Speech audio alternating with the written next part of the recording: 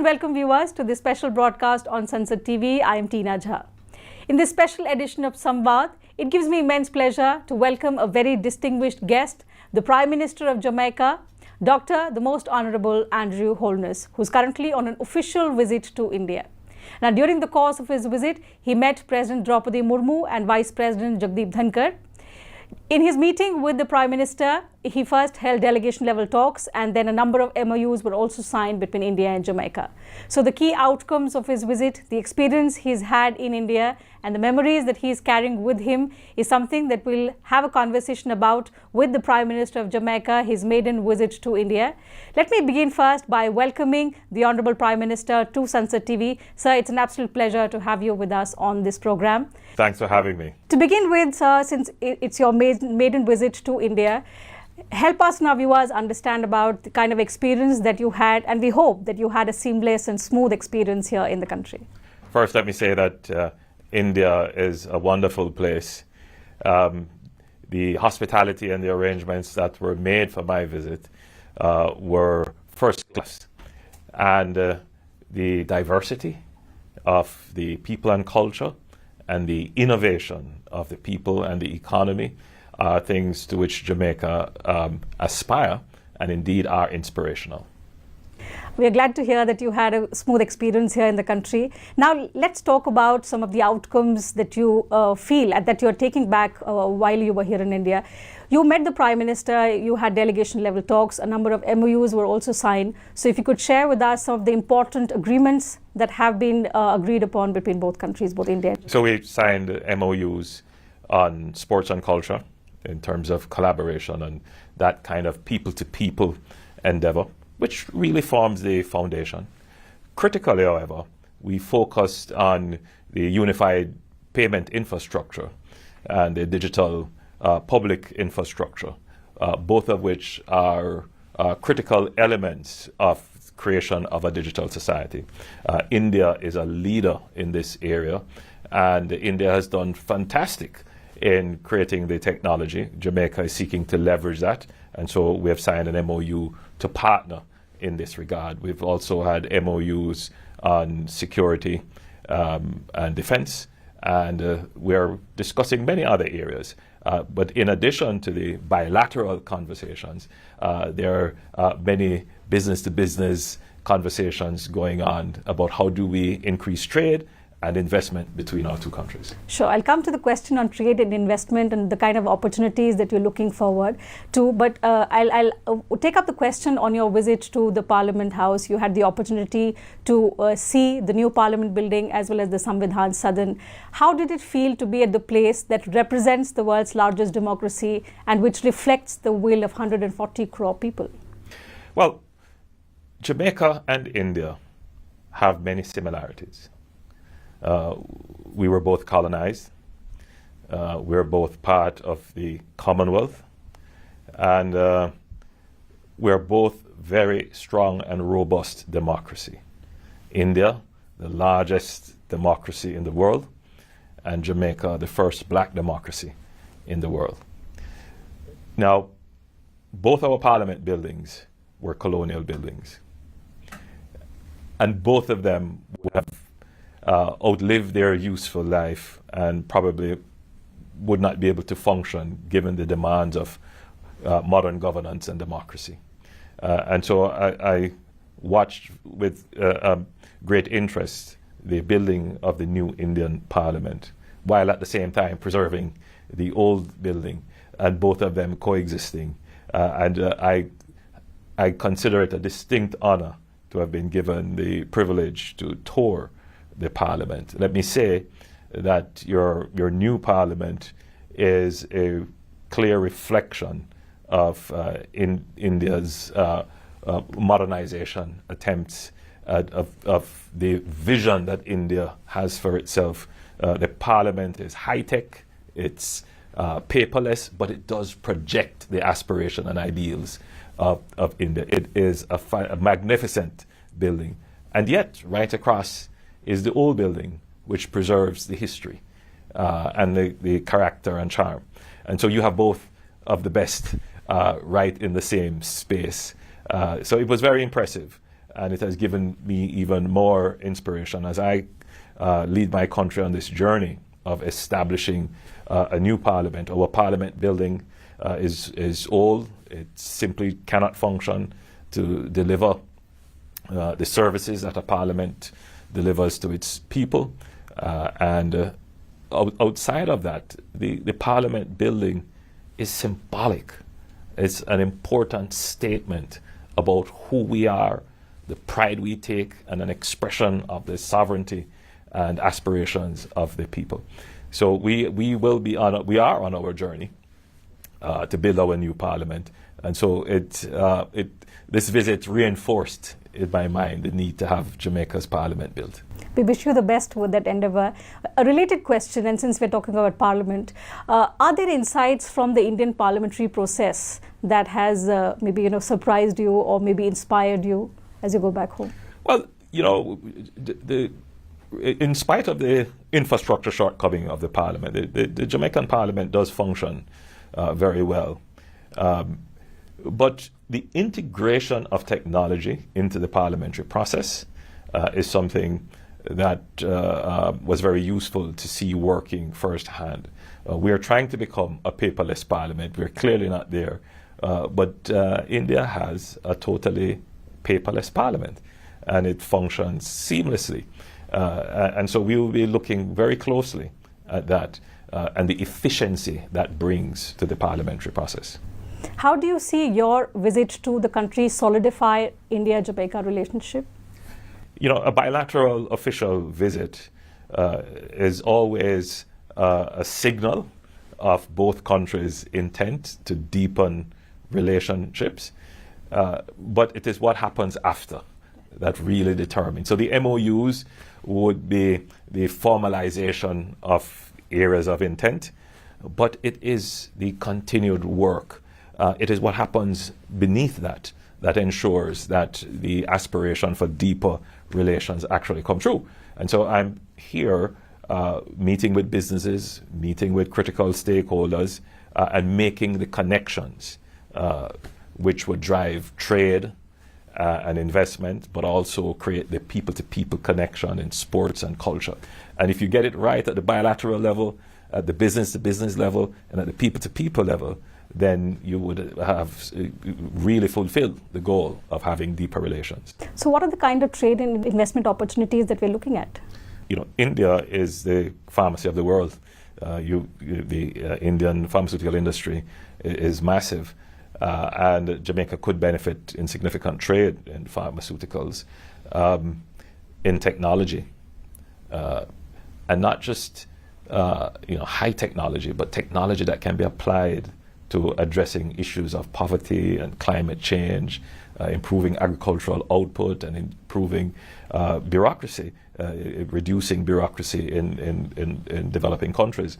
India is really the voice of the global south in many respects. And the development challenges that exist in many developing countries are the challenges that India would face. And in fact, India would have worked out quite significantly a roadmap as to how to overcome these challenges. And so there is a substantial benefit in partnering with India on issues, for example, energy investment, solar and renewable energies, participating and collaborating with India on developing the country's digitalization efforts. So, for example, Jamaica is on track to becoming a digital society. An important part of that is having a digital payment system. India has already solved that problem. So there is a great opportunity for the transfer of technology, but also for businesses to develop within this ecosystem of a unified payment infrastructure and a general digital public infrastructure. So there are many opportunities for expansion of business, trade, and investment in areas that are not just for the private good, but for the public good as well. We hope the potential areas that you mentioned will be leveraged in the years to come, and we'll see the relationship elevate to greater heights. But let me deviate the discussion and go on to what the Prime Minister said after you met him. He said there are 4 C's which define the India-Jamaica relationship, and the 2 C's that I would like to touch upon in my conversation with you is culture and cricket. So first, to culture, you happened to visit Varanasi, which is also one of the oldest cities in India. Incidentally, it's also the parliamentary constituency of our Prime Minister. So tell us about how it was like being in Varanasi. It was a distinct honor that Prime Minister Modi would recommend my visit to Varanasi.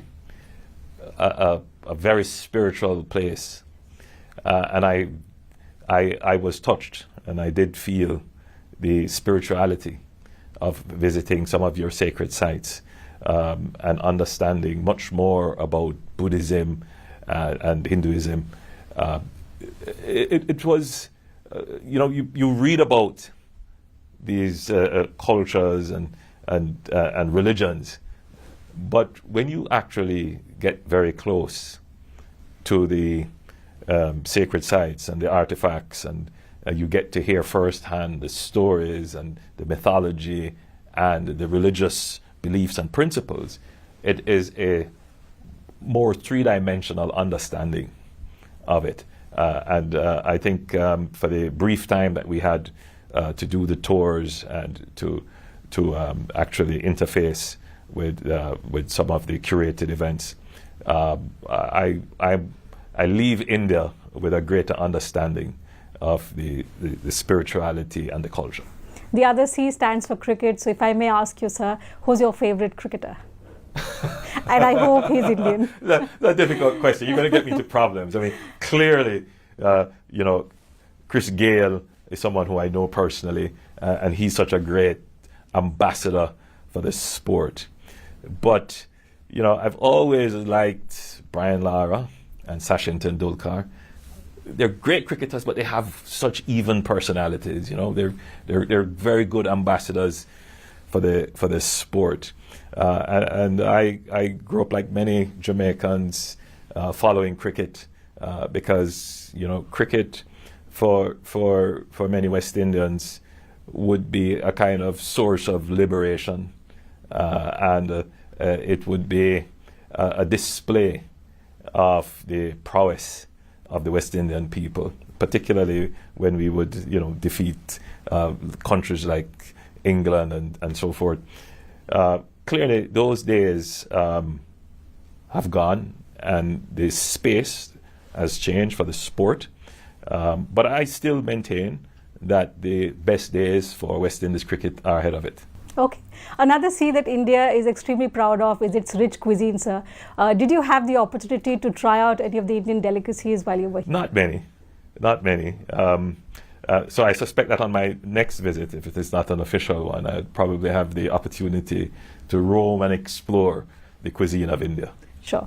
How are we boosting the people-to-people connect? And I believe if the people-to-people ties between two countries are stronger, their relationships last long. So how are India and Jamaica working towards encouraging this bond between people? I mean, outside of this visit and the instrumental actions that we will take to encourage and develop business-to-business and people-to-people relations, Jamaica has a very strong Indian diaspora. I believe Prime Minister Modi said it would be probably the oldest diaspora, Indian diaspora, in the Western world. So we have between 70,000 and 80,000 persons of Indian descent and heritage living in Jamaica, and many of them maintain direct contact with India. In fact, on my delegation, I have 3 Jamaicans who are of Indian descent who accompanied me. Many of them, they were born in India, but left India many years ago. In fact, my special advisor is someone who was born in India but grew up in Jamaica. So the connection, the people-to-people connection is very deep. And Indians in Jamaica have contributed so much to the diversity and richness of the Jamaican culture. And yet they have integrated into the melting pot of Jamaica. Our motto, of course, is out of many, one people. Absolutely. One last question now, as you wrap up your visit, how do you dream of a future between India and Jamaica? So I see a bright future between India and Jamaica. We do have similar outlook on world affairs. We are both strong democracies. We both believe in a multilateral world. And we are both struggling with some of the same developmental issues, whether it is climate change, poverty, and economic growth. And India is far advanced in many of these areas, and Jamaica can, in many ways, follow that pathway and roadmap set by India and leverage some of the technological advancement that India has championed. But I think that the relationship will grow deeper as we take advantage of the opportunities that exist for trade in many areas. I've mentioned in trade and investment, in agriculture, in knowledge processing, in pharmaceuticals, in security. But never underestimate the large market that exists in the creative industries, in music and film in particular. So we want to invite Bollywood to Jamaica, because there are many stories that I'm sure a Bollywood take on Jamaican stories would open an incredible window into Jamaica and India. Jamaica has a rich culture of music, so we hope we're able to see that blend between Bollywood and Jamaican music in the times to come. It's been an absolute pleasure, Mr. Prime Minister, to speak to you about your India visit and the experience that you've had so far, some of the memories that you carry with you. Thank you very much for speaking to us on Sansad TV. So that's it from us on this telecast, viewers. Thank you very much for your time.